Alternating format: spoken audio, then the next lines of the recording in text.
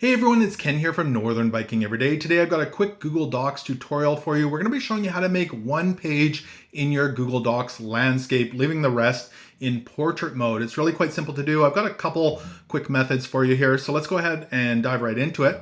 First off, let's select page 2. That's the one I'm going to make landscape today, and we are going to highlight all of the information on that page. So this includes photos or pictures that are on that page. So we're going to hold down our left mouse button and drag it out and make sure we get all of the text there. And we'll let go of the mouse button. You can see that's all highlighted. Now we're going to head up to the top left-hand corner here, and you're going to see the format option right up here. We're going to go ahead and left click on that.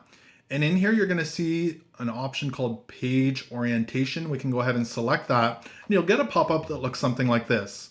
Now in here, you can see it says apply to, and selected content is selected. We can leave it on that. There are a couple of options in here if you want the whole document, this section, the section forward, or selected content. Again, we're going to leave it on selected content.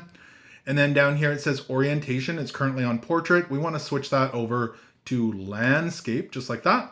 And then we'll go ahead and hit OK here, and it's going to turn that whole page into landscape mode. So that's the first method. There is a second method here that's maybe a little bit quicker. Let's go ahead and back that up. Again, make sure all of the information is highlighted on the page. And then we're going to right click in this blue area.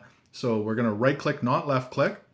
And in here, you'll see an option that says change page to landscape right here. We're just going to go ahead and left click on that. And you can see it swap just that single page over to landscape. Now you might get additional pages in here that are blank like I did. If that happens, just go ahead and find that page there. And we're going to hit the delete key.